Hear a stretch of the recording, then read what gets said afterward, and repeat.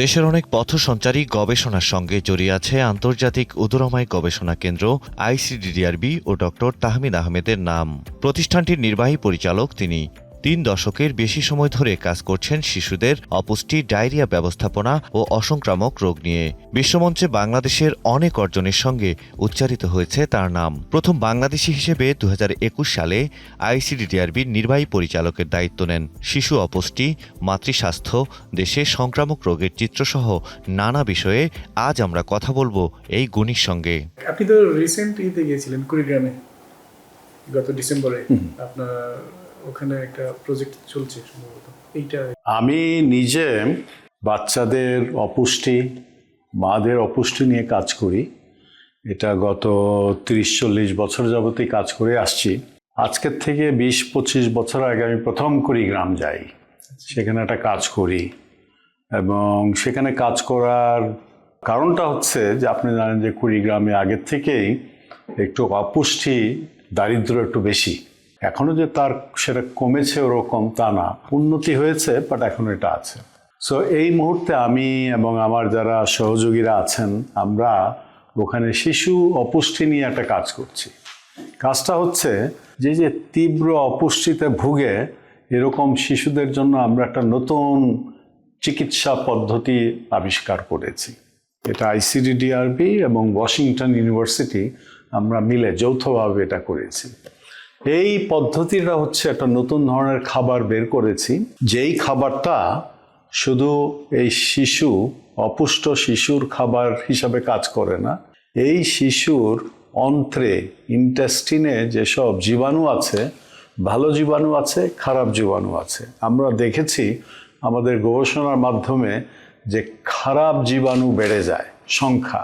আমরা পরে চিন্তা করলাম যে এই ভালো জীবাণু কিভাবে বাড়াতে পারি। সেটার জন্য এরকম একটা খাবার আমরা তৈরি করেছি, যেই খাবারটা এই ভালো জীবাণু যদি কিছু থাকে, সেই কিছু জীবাণু, ব্যাকটেরিয়া এই খাবার খেয়ে তারা অনেক মাল্টিপ্লাই করতে পারে। এবং তারা সংখ্যায় বাড়লে যেটা হবে যে তারা 3টা জিনিস করে। একটা হচ্ছে যে এই শিশুর যে গ্রোথ, এটাকে বাড়ায়, যে লং বোনস আছে এগুলো আপনার বড় হয়, যার জন্যই আপনার শিশু লম্বা হয়, আমরা লম্বা হই, তাই না? 1 নম্বর। 2 নম্বর হচ্ছে যে আপনারা জানেন যে অপুষ্টির সাথে আমাদের ব্রেনের একটা খুব ভালো একটা সম্পর্ক আছে। যে শিশু অপুষ্টিতে ভুগে তার মেধার বিকাশ হয় কম। আমরা দেখেছি এই খাবার দেওয়ার ফলে এদের বুদ্ধির বিকাশ ঘটে, এদের ব্রেন ডেভেলপমেন্টটা ভালো হয়। 3 নম্বর, রোগ প্রতিরোধ ক্ষমতাটা বেড়ে যায়। সো এই 3টা কারণে আমরা দেখেছি যে এই খাবারটা খুব ভালো। তো এরকম একটা ট্রায়াল আমরা এখন কুড়িগ্রামে করছি। কুড়িগ্রাম কেন? যেহেতু আগের থেকে ওখানে কাজ করে আসছি, একটা একটা ভালো লাগার ব্যাপার আছে। ওইখানকার লোকজন খুব সহজ সরল, যেহেতু একটা অভিজ্ঞতা আছে, এর জন্য আমরা ভাবলাম যে ওইখানেই আমরা করব। তো আমি যেটা বললেন যে কয়েক মাস আগে আমি গিয়েছিলাম, ওইখানে আমি একটা বাসায় যাই। ওই বাসায় একজন মা ছিলেন এবং তার কোলে বাচ্চা ছিল। বাচ্চা আমাদের এই ট্রায়ালে ভর্তি ছিল, এখন ভালো হয়ে গেছে। কিন্তু আমি মাকে জিজ্ঞেস করলাম যে মা, আপনি কি খাইলেন আজকে? যেটা বের হলো যে সে এখনো তার বাসায় আপনার এই যে খাদ্য নিরাপত্তা, এই সমস্যাটা আছে। যেরকম গত 1 মাসে সে কোনো মাংস খায় নাই, গত 15 দিনে তার বাসায় মাছ ছিল না। সো এইটা হয়তো বাংলাদেশের মাত্র একটি জায়গায়, বাট সারা দেশে এরকম চিত্র না।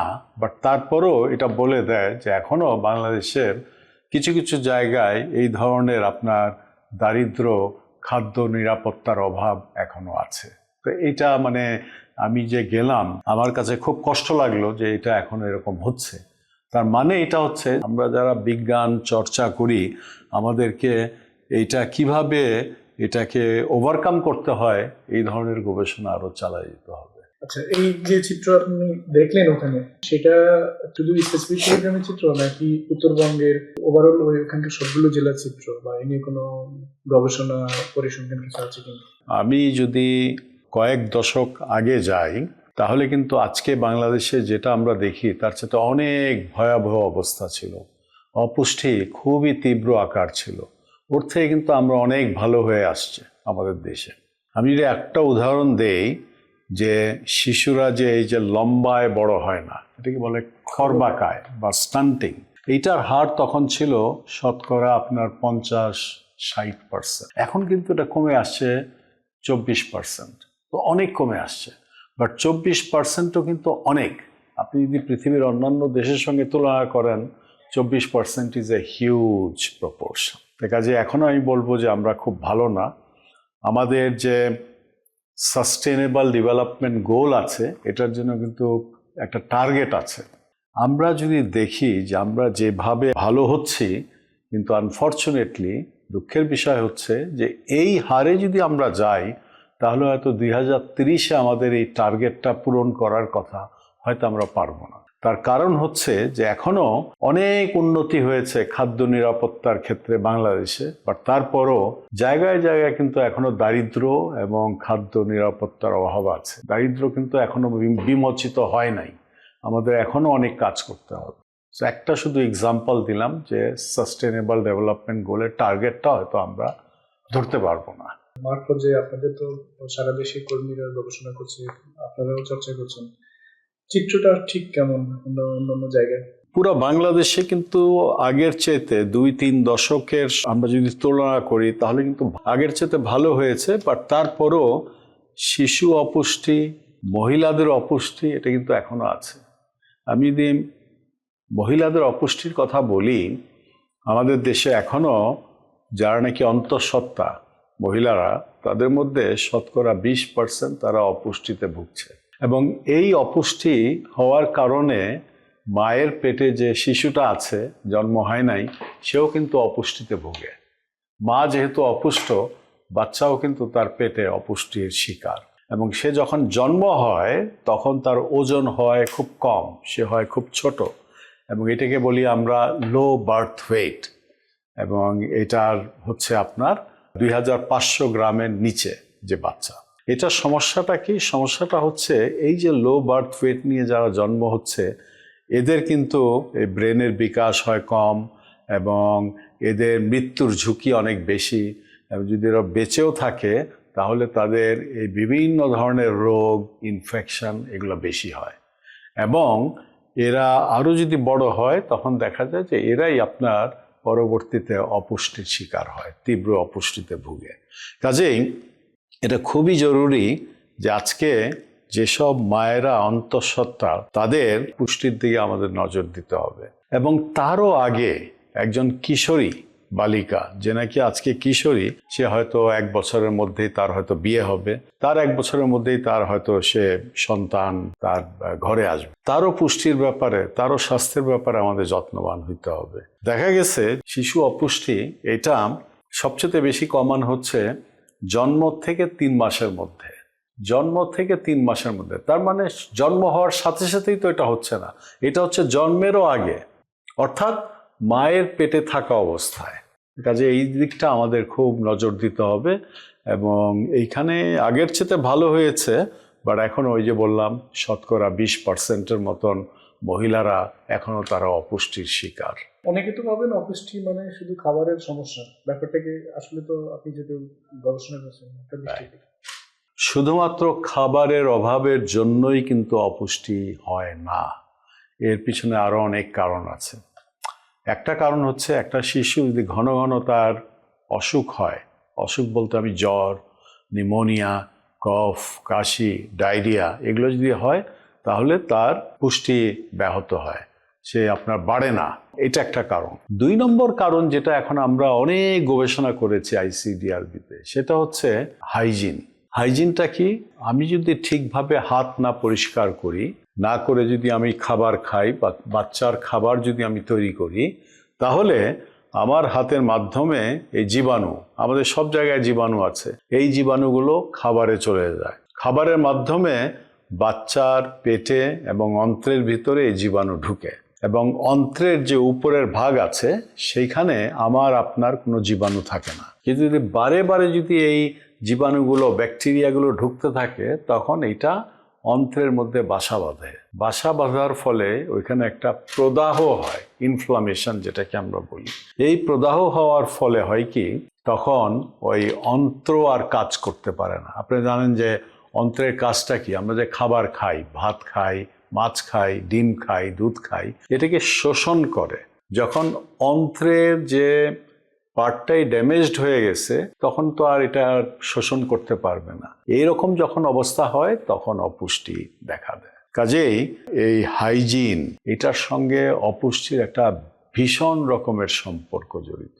আপনার মাধ্যমে আমি সবাইকে বলতে চাই, যদি একটা জিনিস যদি করেন তাহলে আপনারা এই হাইজিন প্র্যাকটিস করবেন, বিশেষ করে হ্যান্ড হাইজিন, হাত ধোয়া, খাবার খাওয়ার আগে, খাবার খাবার পরে এবং অন্যান্য সময়ে যেসব সময় আমাদের হাত ধুতে হয় ওগুলো যেন আমরা ভালো করে সাবান দিয়ে হাত ধুই। আপনি কুড়িগ্রামের উদাহরণ যেমন দিচ্ছিলেন, শহরের চিত্র গ্রামের চিত্রের মধ্যে ফারাক কেমন? সবচেয়ে খারাপ হচ্ছে আমাদের দেশের বস্তি।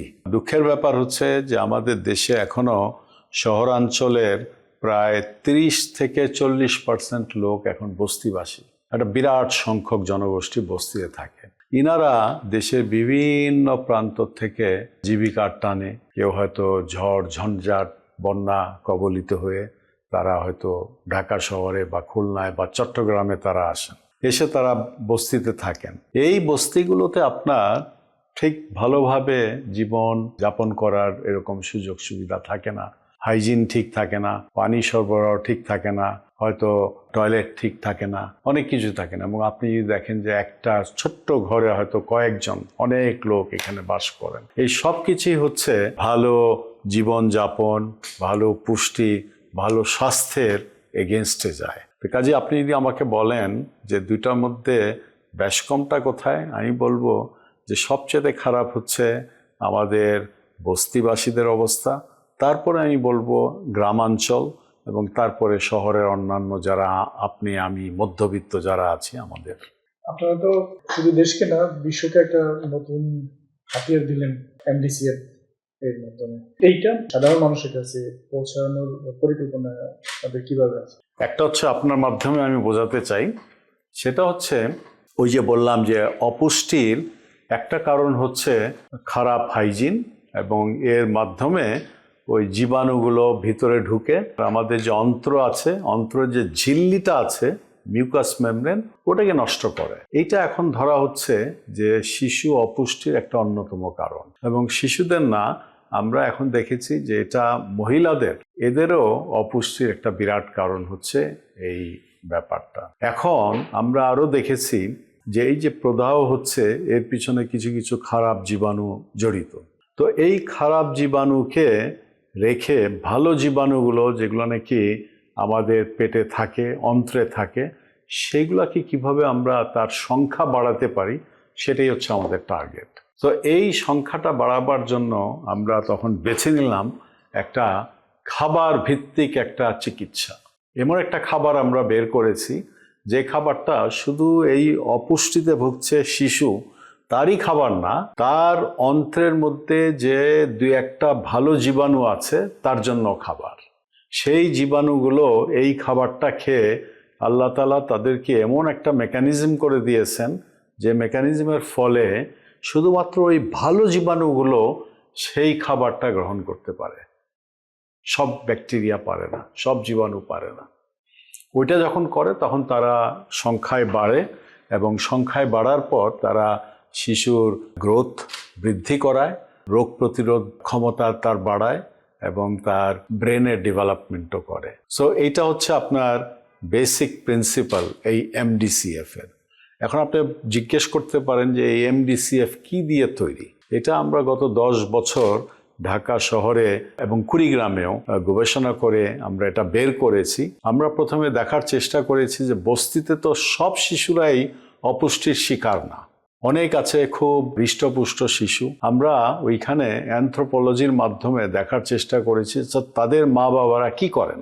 আরও আমরা বের করেছি এই সব শিশুরা কি খায়। তো এইগুলা বের করে আমরা সেই কিছু এক্সপেরিমেন্ট করেছি এইখানে এবং ওয়াশিংটন ইউনিভার্সিটি এবং এই এক্সপেরিমেন্টগুলোতে আমরা ডিএনএ টেকনোলজি, যেটা আপনারা জানেন যে খুবই সফিস্টিকেটেড, ব্যয়বহুল, সেটার মাধ্যমে আমরা বের করেছি যে কয়েকটা খাদ্য আছে যেগুলো নাকি খুব জরুরি। তার মধ্যে হচ্ছে ছোলা, 2 নম্বর হচ্ছে সয়াবিনের আটা, 3 নম্বর হচ্ছে চীনাবাদাম। চীনাবাদাম আপনার গুঁড়া করলে ওটা পেস্ট হয় ওইটা।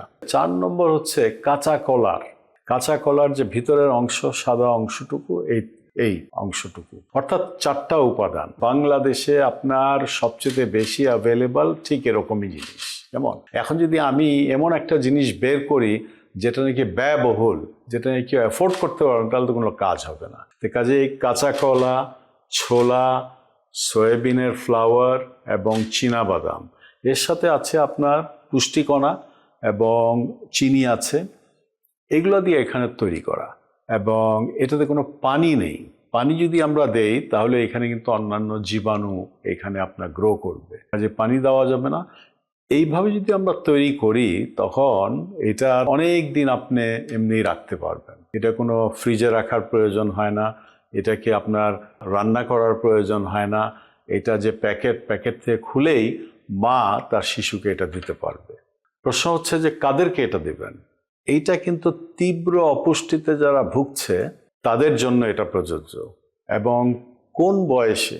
6 মাসের বেশি যারা তীব্র অপুষ্টিতে ভুগছে তাদেরকে। 6 মাস বয়সের নিচের জন্য কিন্তু এটা প্রযোজ্য না।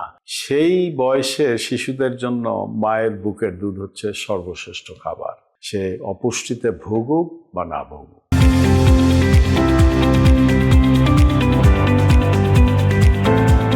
খাবার স্যালাইনের মতো মানুষের ঘরে ঘরে যেমন এখন চাইলে মানুষ স্যালাইন পায়, ডায়রিয়া হলে ব্যবহার করে, এইটা সেভাবে পৌঁছানোর কোনো পরিকল্পনা আছে? এখনো আমরা এটা নিয়ে ট্রায়াল করছি, আমাদের পুরোপুরি কাজটা শেষ হয় নাই। আমাদের যেটা চিন্তা ভাবনা হচ্ছে যে তীব্র অপুষ্টিতে ভুগছে যারা আর্থসামাজিকভাবে, তারা একটু নিচু শ্রেণীর থেকে আছে। আমরা বলি যে ভাই এইটা এই ফার্মেসিতে পাওয়া যায় বা অমুক দোকানে পাওয়া যায়, তারা কিনতে পারবে না।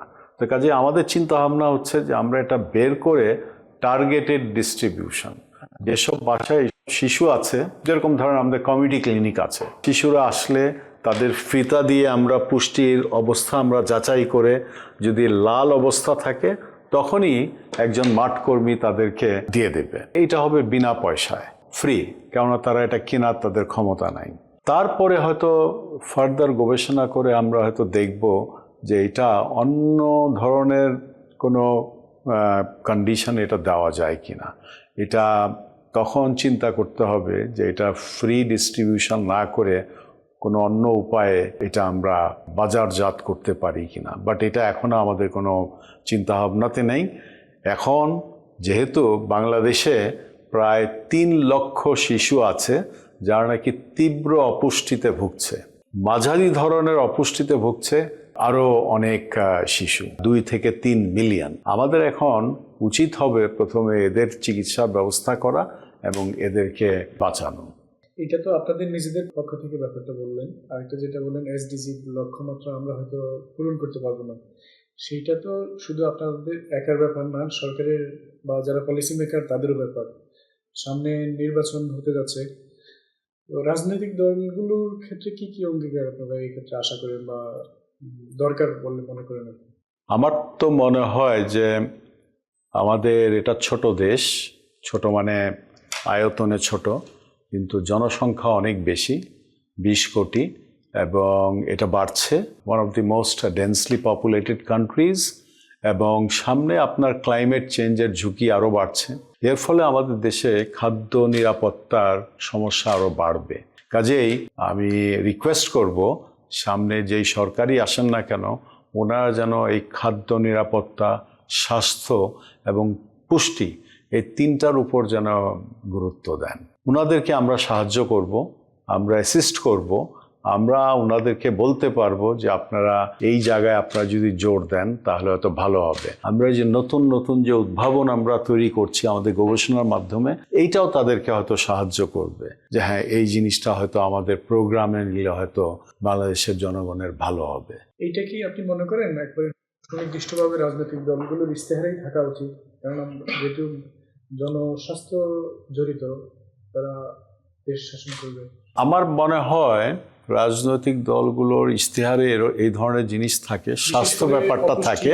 বাট আপনি ঠিকই বলেছেন, এবং আমিও মনে করি যে শিশু অপুষ্টি এবং মাতৃ অপুষ্টি, তার সাথে সর্বোপরি স্বাস্থ্য, এটা খুবই ভালোভাবে থাকা উচিত। কেননা যেই দেশে এখনও শতকরা 24% শিশু অপুষ্টির শিকার, সেখানে আমাদের অবশ্যই একটা ভালো রকমের একটা প্রোগ্রাম থাকা উচিত, এবং সেটা আমাদের রাজনৈতিক দলের নির্বাচনী ইশতেহারে অবশ্যই থাকা উচিত। কয়েকটা যেরকম জিনিস যদি আপনি আমাকে জিজ্ঞেস করেন, হয়তো অনেক কিছু আছে যেটা আমরা করতে পারি, বাট এটাও আমাদের মনে রাখতে হবে যে আমাদের ওরকম রিসোর্সেস নাই। নতুন সরকার আসলেই যে আমাদের হাতে রিসোর্সেস চলে আসবে, সেটাও সম্ভব নয়। কাজে এখানে আমাদের এখন প্রায়োরিটাইজ করতে হবে।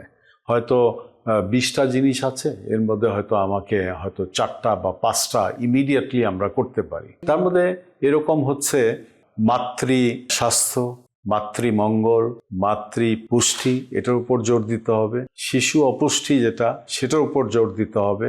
এই যে আমি বললাম যে এসডিজির যে লক্ষ্যমাত্রা, সেখানে একটা হচ্ছে যে কৃষক আয় বা ওয়েস্টিং, এইটা হচ্ছে টার্গেট হচ্ছে 5%-এর নিচে রাখতে হবে। কিন্তু আজকে এই কিছুদিন আগে যে বড় সমীক্ষাটা হয়েছে MICS, ওটার ফলাফলে আমরা দেখি যে এখনই 11% থেকে বেড়ে এটা হয়ে গেছে প্রায় 13%-এর মতন। তো দেখেন, আমাদের টার্গেট হচ্ছে 5%, এখন আমরা আছি 13%-এ, এবং আমি যদি ছোটখাটো সমীক্ষার কথা বলি, এটা আরো বেড়ে গেছে। কাজে এইখানে একটা ভীষণভাবে জোর দিতে হবে, তা না হলে এই টার্গেট তো ধরা দূরের কথা, আমরা আরো পিছে চলে যাব।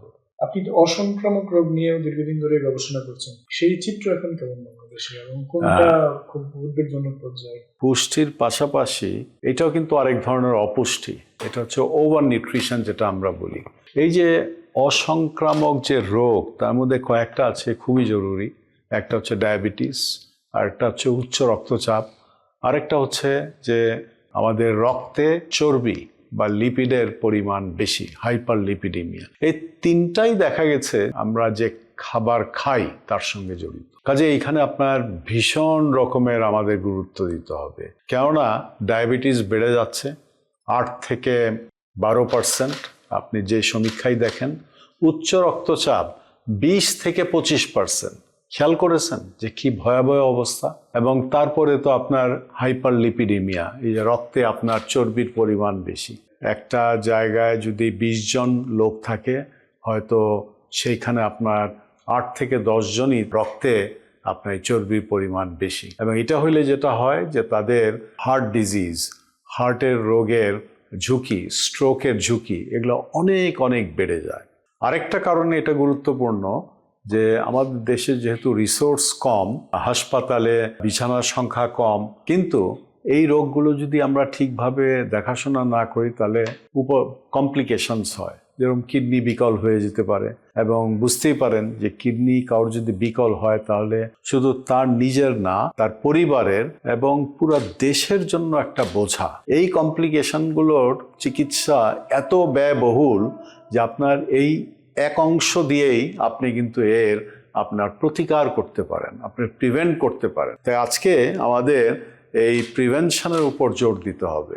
ডায়াবেটিস, উচ্চ রক্তচাপ এবং ক্রনিক কিডনি রোগ, হাইপার লিপিডিমিয়া, এবং এগুলোর জন্য কয়েকটা খুব ভালো ব্যাপার আছে যেগুলো আমাদের করা উচিত। প্রত্যেকটা সরকার আমাদের দেশে যারাই থাকেন না কেন, তাদের এই ব্যাপারে নজর দেওয়া উচিত। 1 নম্বর হচ্ছে, বিশেষ করে আমি বলবো যে শহরাঞ্চলের লোকজনের জন্য, এখানে দেখেন আমাদের কোনো হাঁটার জায়গা খুব কম। পার্ক হয়তো কাগজে কলমে আছে, কিন্তু ওখানে যে আপনি হাঁটতে পারবেন না। এইটাকে আপনার ঠিক করতে হবে। আমাদের পার্ক থাকতে হবে, আমাদের ফুটপাথ ভালো থাকতে হবে, যে ফুটপাতে আপনি হাঁটতে পারবেন, আপনি পড়ে যাওয়ার ঝুঁকি কম থাকবে। অনেকে আপনি হাঁটতে চান না, বিকজ ফুটপাতের অবস্থা ভালো না, উঁচা নিচা থাকে। লবণ, বাঙালিরা আমরা লবণ পরিমাণ কিন্তু আমরা বেশি, আমরা পাতেও লবণ খাই, এটাকে বন্ধ করতে হবে। দেখা গেছে যে লবণ যত বেশি থাকবে আপনার খাবারে, আপনার পাতে, তত বেশি আপনার ঝুঁকি বাড়বে উচ্চ রক্তচাপ এবং অন্যান্য উপসর্গ। কাজে এই জিনিসগুলো খুব ইম্পর্ট্যান্ট। তারপরে হচ্ছে জনগণকে বলতে হবে যে কি করে আমরা আমাদের খাবারে শর্করা, এনার্জি, চর্বি জাতীয় জিনিস আমরা কম খাবো। আপনি আমাদের অপুষ্টি নাই, আমাদের কিন্তু এই ব্যাপারে খুব যত্নবান হইতে হবে। তেলের পরিমাণ কম, ফ্যাটি জিনিস খাবার কম, মিষ্টি জাতীয় জিনিস কম, এগুলো এখন থেকে পরিহার করা দরকার। এবং এটা পুরো এটা হয়তো শুনতে মনে হবে যে এটা খুবই সিম্পল, সবাই জানে, কিন্তু আসলে এটা আপনি দেখবেন যে আমরা কিন্তু জানা সত্ত্বেও কিন্তু আমরা খেয়ে যাই। এর জন্য প্রয়োজন হচ্ছে খুব ব্যাপক হারে জনসচেতনতা। সিগারেট স্মোকিং, এটা দেখেন আগের চেয়ে কমেছে মনে হয়, বাট এখনো লোকজন সিগারেট খায়। এটাকে আপনার কমাতে হবে, বন্ধ না করতে পারলেও। ট্যাক্স বাড়িয়ে হোক বা যে কোনো উপায়ে হোক আমাদের এই সিগারেট স্মোকিংটাকে কমাতে হবে। সিগারেট স্মোকিং এটা শুধু আমাদের ফুসফুসের রোগী না, ক্যান্সার থেকে আরম্ভ করে নন কমিউনিকেবল ডিজিজ এগুলো বাড়ায় দেয়। উচ্চ রক্তচাপ, হার্টের রোগ, স্ট্রোক এগুলো আপনার বাড়িয়ে দেয়। আপনার নিজের ইয়েতে আসি, আপনি তো যখন দায়িত্ব নিয়েছিলেন এই প্রতিষ্ঠানের, এক মেয়াদ পূর্ণ করলেন, দ্বিতীয় মেয়াদে আছেন, দায়িত্ব নেওয়ার সময় যেসব জিনিস মানে করার পরিকল্পনা করেছিলেন তা আপনি কতদূর আপনি সফল হয়েছে?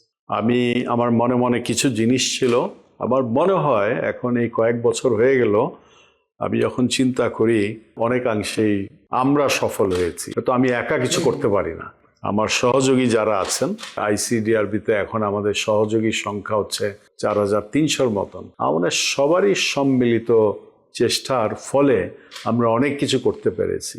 তার আপনি নিশ্চয়ই কিছু উদাহরণ আপনি জিজ্ঞেস করবেন।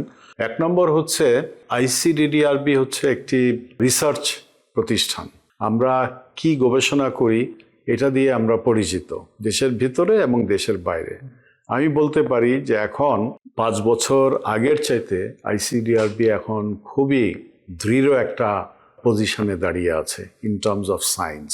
খুব ভালো গবেষণা আমরা করছি, আমাদের সায়েন্টিস্টরা দেশের ভিতরে দেশের বাইরে তারা পরিচিত, তারা সমাদৃত, তারা পুরস্কার লাভ করছে বিভিন্ন জায়গায়। সো এটা একটা এরকম। তারপরে ধরেন একটা প্রতিষ্ঠান বাইরে যে পরিচিত হয় এটা হয় থ্রু পাবলিকেশনস। আমরা বিভিন্ন জার্নালে আমাদের এই গবেষণার ফলাফল আমরা পাবলিশ করি। এইটার সংখ্যা দিয়েও আমি আপনাকে বলতে পারি যে আমরা আগের চাইতে এখন অনেক ভালো। গড়ে প্রতি বছর আইসিডিআরবির বিজ্ঞানীরা তারা 500-র বেশি এরকম পেপার তারা পাবলিশ করে। শুধু তাই না, আমি করেছি যে আমরা শুধু পেপার পাবলিশ করে আমরা বসে থাকবো না। আসলেই হচ্ছে এই যে গবেষণা করছি এটা মানুষের দোরগোড়ায় তারা যাচ্ছে কিনা, মানুষের লাভ হচ্ছে কিনা, এটাকে আমরা বলি ইংরেজিতে ইম্প্যাক্ট। এখন এই ইম্প্যাক্টটা খুব ইম্পর্ট্যান্ট আমাদের কাছে। এর মধ্যে আমরা অনেক কিছু ইম্প্যাক্টফুল কাজ করেছি। একটা যেটা শুনেছেন যে এমডিসিএফ, এটা অত্যন্ত সমাদৃত। টাইম ম্যাগাজিন এটাকে 2025-এর one of the best inventions হিসাবে আখ্যায়িত করেছে। তারপরে হচ্ছে যে তীব্র নিউমোনিয়ার যে চিকিৎসা বাবল সিপ্যাপ, এটা একটা খুবই যুগান্তকারী একটা উদ্ভাবন। এটা আইসিডিআরবি বিজ্ঞানীরাই করেছেন। এটা এখন বাংলাদেশের ভিতরে ব্যবহার হচ্ছে, বাংলাদেশের বাইরে আফ্রিকার বেশ কয়েকটি দেশে এটা এখনো এক্সপেরিমেন্ট ট্রায়াল হিসাবে কাজ হচ্ছে। খুব সম্ভবত এটা স্কেল আপ হবে। এইটা একটা ইম্প্যাক্ট। তারপরে এই যে জরায়ুর ক্যান্সার, হয়তো শুনেছেন বাংলাদেশে প্রতি বছর প্রায় 5000-এর বেশি মহিলা তারা জরায়ুর ক্যান্সারে ভুগে মারা যান। এটা হচ্ছে অফিসিয়াল সংখ্যা, আনঅফিসিয়াল সংখ্যা হয়তো আরও বেশি। এখন এই জরায়ুর যে ক্যান্সার, এটা আমরা দেখেছি এটা হয় একটা ইনফেকশনের মাধ্যমে। ইনফেকশনটা হচ্ছে এক ধরনের virus, human papilloma virus infection, এবং এটার জন্য একটা ভ্যাকসিন আছে এই ইনফেকশনটা যাতে না হয়। সমস্যাটা হচ্ছে যে ভ্যাকসিনটা অত্যন্ত ব্যয়বহুল এবং এটা 2টা আপনার ডোজ দিতে হয়, এবং প্রায়শই দেখা যায় যে ভ্যাকসিনটা বাজারে নাই, পাওয়া যাচ্ছে না। তো আমাদের সায়েন্টিস্টরা নতুন ধরনের ভ্যাকসিন একটা ট্রায়াল দিয়েছেন যেটা নাকি মাত্র একটা ডোজ লাগবে, এবং ওনারা প্রমাণ করেছেন যে এই single dose vaccine multiple dose vaccine একই রকম কাজ করে এবং এটা সস্তা। তো এইটা যখন জার্নালে পাবলিশ করলেন তখন বিশ্ব স্বাস্থ্য সংস্থা WHO এটাকে রেকমেন্ড করেছেন। বিশ্ব স্বাস্থ্য সংস্থা এখন বলছে যে সবাই জরায়ুর ক্যান্সার যাতে না হয় তার জন্য এই নতুন ভ্যাকসিন তারা নিতে পারেন। তো দেখেন, একটা গবেষণা যেটা আইসিডিডিআরবি করেছে বাংলাদেশে, সেটার ইম্প্যাক্ট হচ্ছে সারা পৃথিবীতে। এটা একটা ইম্প্যাক্ট। তারপর আরেকটা ইম্প্যাক্ট হচ্ছে কালাজ্বর। কালাজ্বর একটা খুবই একটা ডেডলি একটা রোগ, তিলে তিলে একজন মৃত্যুবরণ করে। এবারে চিকিৎসা যেরকম জটিল, আপনার কষ্টকর, এবং এটা প্রিভেনশনও কষ্টকর, বিকজ এটা আপনার ওই এক ধরনের মাছির মাধ্যমে এটা ছড়ায়, স্যান্ড ফ্লাই। আমাদের বিজ্ঞানীরা তারা কিভাবে স্যান্ড ফ্লাই এর বিস্তার কমানো যায় সেটার ব্যাপারে গবেষণা করেছেন। নতুন চিকিৎসা তারা ট্রায়াল দিয়েছেন এখানে। এই সবের ফলে বাংলাদেশে কিন্তু বাংলাদেশ সরকারের যে প্রোগ্রাম, এই প্রোগ্রাম খুব অ্যাক্টিভলি কাজ করেছে, এবং আজকে বিশ্ব স্বাস্থ্য সংস্থা বাংলাদেশকে one of the first countries যেখানে নাকি কালাজ্বর নির্মূল হয়েছে এই ঘোষণা দিয়েছে। সো এইটা আগেন আমি বলবো যে এটা একটা বিরাট একটা ইম্প্যাক্ট যেটা আইসিডিডিআরবি গবেষণা করেছে, এর ফলে আমরা লাভ করতে পেরেছি। আমাদের অবশ্য সবচেয়ে বড় ইম্প্যাক্ট এখনো, যেটা আমি আবারও আপনাকে বলবো, সেটা হচ্ছে ORS, oral rehydration salt solution. এটা সেই 60-এর দশকে আইসিডিডিআরবির বিজ্ঞানীরা এখানে উদ্ভাবন করেছেন, এবং এটা সারা পৃথিবীতে এখন জীবন বাঁচাচ্ছে। কান্ট্রি অ্যাফার ইন্টারভিউ আমি যখন নিয়েছিলাম, উনি আমাকে বললেন যে বাংলাদেশ থেকে 3টা অসুখ দূর করে যেতে চান আপনি।